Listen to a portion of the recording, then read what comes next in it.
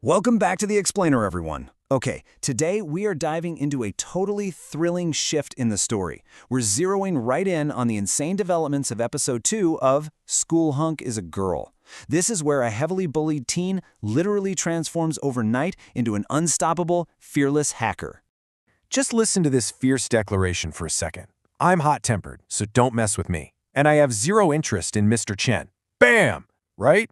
That is the absolute perfect hook. It immediately sets the stage for the dramatic character shift we're looking at today. Because up until this exact moment, the original owner of this body was totally infamous for desperately chasing after the aloof, powerful Mr. Chen. But the new Fuju? Yeah, she's making it crystal clear that those days of begging for attention are dead and gone. It's the ultimate mic drop, and you know word of this totally baffling 180-degree turn is going to get right back to Mr. Chen himself. Okay, let's dive into Section 1, A Hacker's New Rebirth. The dramatic irony running through this entire segment is just, well, it's delicious.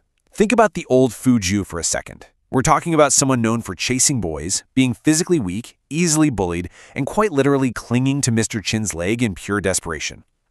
But the new Fuju, completely different story. We, as the audience, know she's actually a badass female super hacker trapped inside this so-called gay school hunk's body. Guys, this is someone who used to break into Pentagon security systems just for fun. She evaded international police. The school bullies have absolutely zero clue who they're dealing with, and they are about to find out the hard way that she is totally independent and, yeah, way more than capable of fighting back. So that brings us to the highly satisfying canteen showdown.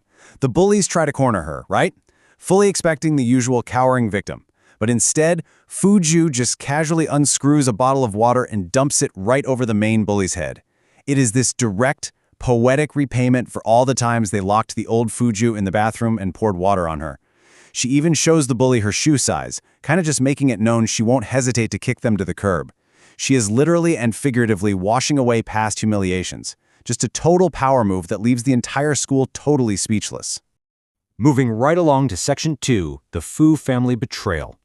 Let's take a look at the timeline of the Fu family's heartbreaking fall, because this really shows us exactly what fuels her revenge.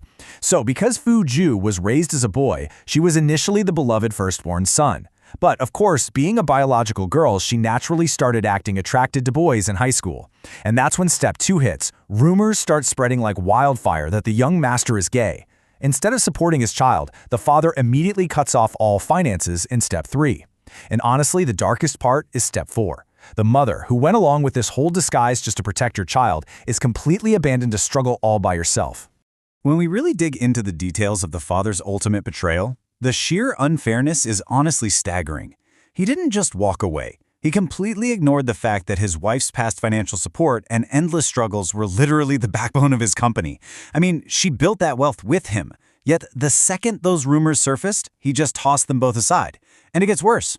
He transferred his assets to illegitimate children he'd been raising secretly outside the marriage. He left Fuju's mother completely isolated, completely stripped of her life's work, and just heartbroken. And right here is the major turning point for our protagonist. Reviewing all these memories, the new Fuju makes this really solemn vow. Everything that belongs to this body, I will take it all back. That brilliantly illustrates her character. She's not just treating this like some fun video game where she gets a cool second chance at life, you know? She is taking full-on responsibility for her host body's tragic past. With absolute, unwavering confidence, she decides right then and there to avenge the mother and reclaim that stolen empire. Which brings us to Section 3, a new gaming champion. But first, she faces one absolutely massive obstacle. Zero. Yep, a giant zero. That perfectly illustrates the current state of Fuju's wallet. Her father cut off all the funds, and she literally doesn't have a single penny to her name. And she realizes super quickly that, hey, you need capital to make moves in this world. She desperately needs to pivot her strategy and generate some serious cash. And honestly, she needs to do it like yesterday. So her master plan is as bold as it is hilarious.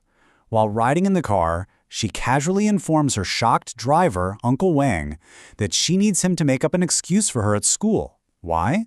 Well, because she's skipping classes for the next 2 days to become the family breadwinner. You can imagine a driver's reaction is just priceless. He literally thinks she's just making up a terrible excuse to play hooky. Little does he know, she is dead serious about flipping the entire esports world upside down just to fill her empty bank account.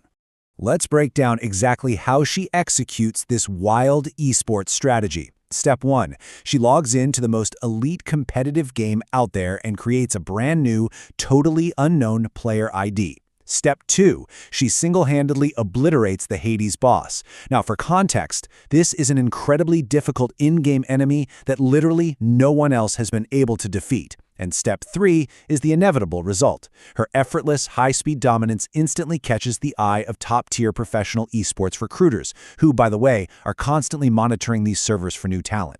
Now, what's really interesting here is the pure panic and excitement happening on the recruiter's end.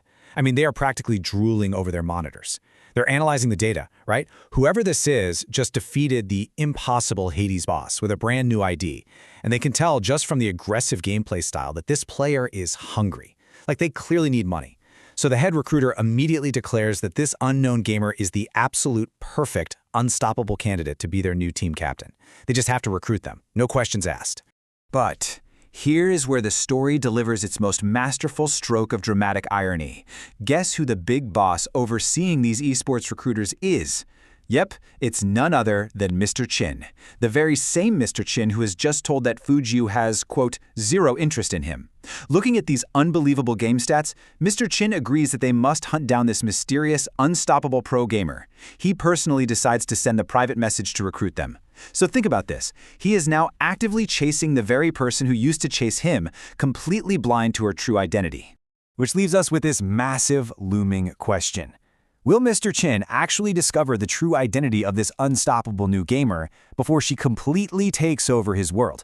The power dynamic has entirely flipped on its head. The hunter has become the hunted, and Fujiu is perfectly positioned to take the esports world and Mr. Chin's company by total storm. That wraps up our explainer for this absolutely incredible turning point in the story. Definitely keep this analysis in mind as you watch the next events unfold, because guys, the game has truly just begun. Thanks so much for joining me, and I'll catch you next time.